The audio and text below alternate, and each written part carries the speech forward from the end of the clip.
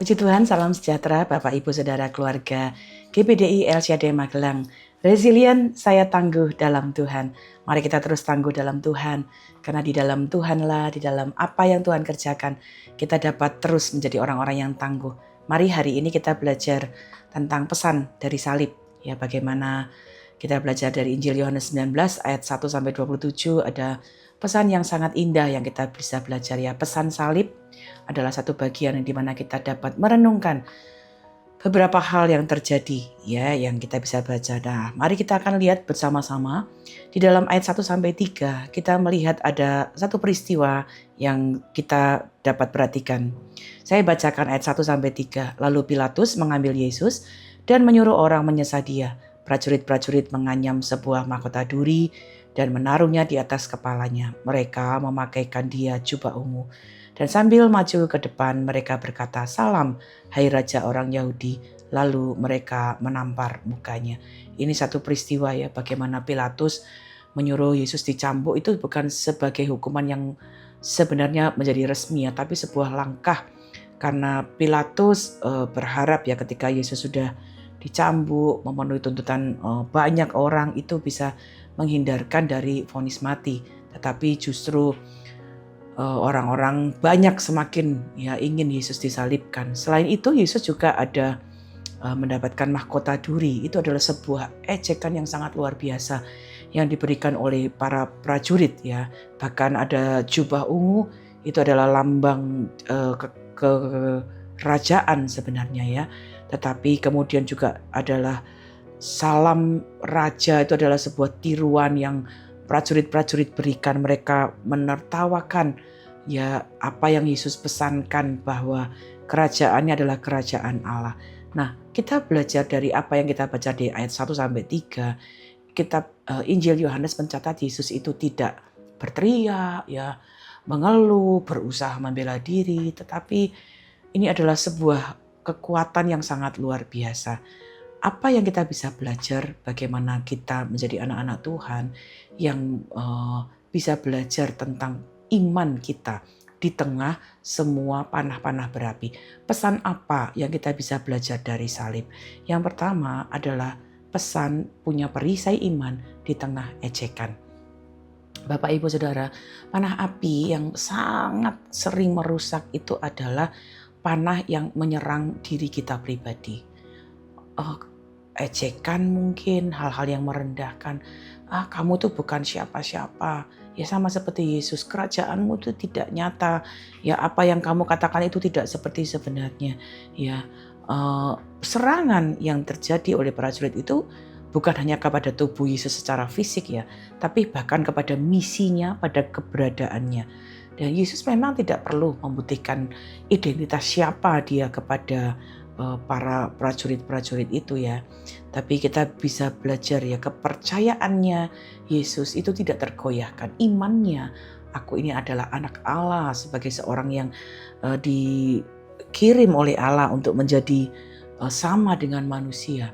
Ya, ejekan orang-orang itu tidak mengubahkan iman kepercayaannya kepada Bapa yang sudah menyatakan kepada dia, "Inilah anakku yang kukasihi." Ya kadang-kadang kita juga mengalami penolakan, penghinaan, atau kegagalan-kegagalan yang membuat orang-orang di sekitar kita itu mungkin meragukan kita ya. "Oh, kamu siapa? Kamu gak ada apa-apanya, kamu tidak berarti." Bapak Ibu Saudara, mari kita sama seperti Yesus ya, kuatkan perisai iman kita. Kita ingat bahwa kita ini adalah anak-anak Allah. Mungkin dunia ini tidak menganggap, mungkin dunia ini merendahkan, tapi 1 Yohanes 3 ayat 1 berkata, kita adalah anak-anak Allah. Galatia bahkan berkata kita anak Allah karena iman kepada Kristus. Jadi mungkin hari ini kita mengalami perbedaan perlakuan, ya penghinaan, direndahkan, tetap kita punya iman percaya apapun yang orang katakan tidak akan mengubah diriku sebagai anak Allah. Kemudian ayat 4-11 saya bacakan demikian. Pilatus keluar lagi dan berkata kepada mereka, "Lihatlah, aku membawa dia keluar kepada kamu supaya kamu tahu bahwa aku tidak mendapati kesalahan apapun padanya." Lalu Yesus keluar bermahkota duri dan berjubah ungu. Maka kata Pilatus kepada mereka, lihatlah manusia itu. Ketika imam-imam kepala dan penjaga-penjaga itu melihat dia, berteriaklah mereka, salibkan dia, salibkan dia. Kata Pilatus kepada mereka, ambil dia dan salibkan dia, sebab aku tidak mendapati kesalahan apapun padanya. Jawab orang-orang Yahudi itu kepadanya, kami mempunyai hukum dan menurut hukum itu ia harus mati, sebab ia menganggap dirinya sebagai anak Allah. Ketika Pilatus mendengar perkataan itu, bertambah takutlah ia. Lalu ia masuk pula ke dalam gedung pengadilan dan berkata kepada Yesus, dari manakah asalmu? Tetapi Yesus tidak memberi jawab kepadanya. Maka kata Pilatus kepadanya, tidakkah engkau mau bicara dengan aku? Tidakkah engkau tahu bahwa aku berkuasa untuk membebaskan engkau dan berkuasa juga untuk menyalibkan engkau? Yesus menjawab, engkau tidak mempunyai kuasa apapun terhadap aku, jikalau kuasa itu tidak diberikan kepadamu dari atas. Sebab itu dia yang menyerahkan aku kepadamu lebih besar dosanya. Nah Bapak Ibu, mari kita belajar ya. Pilatus ya berusaha membebaskan Yesus, tapi kemudian dia menghadapi tekanan dari massa, dan kemudian itu membuat dia juga merasa juga mulai putus asa ya. Dalam keadaan terdesak itu dia kemudian ya justru melakukan satu tekanan kepada Yesus dan berkata, ya aku ini orang yang berkuasa, kamu nggak tahu siapa saya, kira-kira seperti itu ya.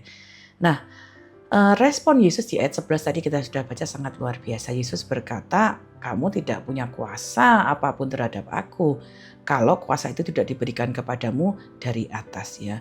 Pilatus itu mengira bahwa dia yang memegang kendali atas Yesus, tapi Yesus sangat tahu siapa yang sesungguhnya memegang kendali atas segala sesuatu. Jadi mari kita belajar apa yang kita bisa belajar sebagai pesan dari salib. Salib itu menggambarkan bahwa Yesus mengalami intimidasi, salah satu tekanan yang paling kuat. Ya mungkin kita hari ini menghadapi intimidasi, atasan yang mengancam, kita mungkin berhadapan dengan sistem-sistem kehidupan yang gak adil, otoritas kita.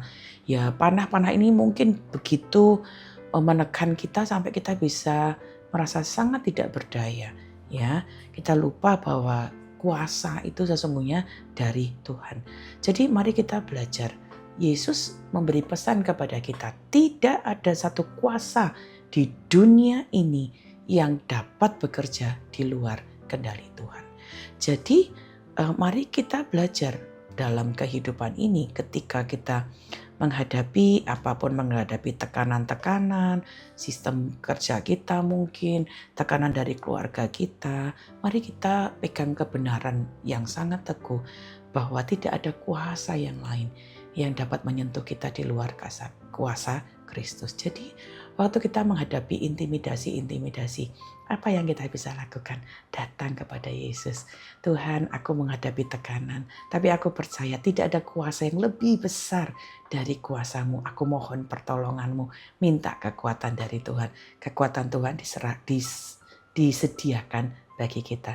Pesan yang sungguh indah, dalam keadaan apapun kita bisa minta tolong kepada Bapa kita di surga. Ayat 17-22. Sambil memikul salibnya, ia pergi keluar ke tempat yang bernama tempat tengkorak, dalam bahasa Ibrani Golgota, dan di situ ia disalibkan mereka, dan bersama-sama dengan dia disalibkan juga dua orang sebelah menyebelah, Yesus di tengah-tengah. Dan Pilatus menyuruh memasang juga tulisan di atas kayu salib itu, bunyinya Yesus, orang Nazaret, Raja orang Yahudi. Jadi salib itu adalah salah satu tempat, titik di mana bagaimana Yesus ya memberikan kita contoh satu pesan, perisai imannya sungguh-sungguh terlihat. Bagaimana kita melihat Ibrani 12 ayat 2 berkata, Yesus itu mengabaikan kehinaan. Ya, tekun memikul salibnya, ganti sukacita yang tersedia bagi dia. Mengabaikan kehinaan itu bukan berarti Yesus tidak merasakan penderitaan. 100% dia merasakannya dengan penuh. Tapi yang kita bisa belajar, penderitaan yang terberat yang Yesus terima, ya, penderitaan, ya, ejekan, rasa malu, rasa derita, sakit, itu tidak membiarkan ya keyakinannya untuk tetap teguh sampai tujuannya menebus dosa semua manusia itu dapat tercapai. Inilah gambaran pesan Yesus juga memberikan contoh. Perisai iman itu menutupi seluruh kehidupan Yesus. Dia menjadi contoh iman kita yang luar biasa.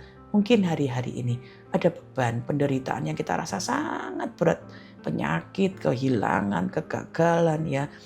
Dan mari gunakan perisai iman. Kita mungkin ketika berkata kita pakai perisai iman, kita nggak bilang, oh ini nggak sakit, saya pokoknya pura-pura nggak merasakan sakit. Tidak. Ya, kita bisa merasakan sakit, kita bisa dalam penderitaan. Tapi kita bisa berkata, aku tahu ada tujuan Tuhan, ada pesan.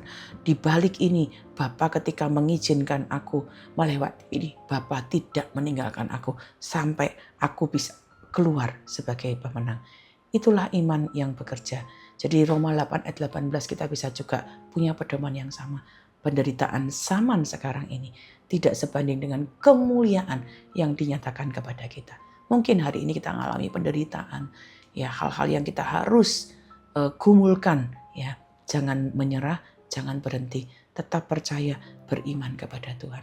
Dari salib ada pesan, Yesus memberikan kita satu contoh, punya perisai di tengah panah api ejekan, panah api intimidasi, bahkan panah api penderitaan. Yesus tetap beriman, tetap kuat sehingga dia menyelesaikan tugasnya. Dia mati di kayu salib, tapi kemudian dia tidak mati terus.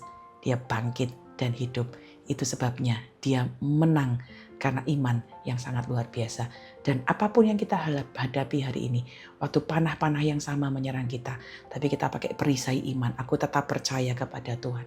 Tuhan beri aku kemampuan, beri kekuatan, kita tangguh bertahan karena iman kepada Tuhan.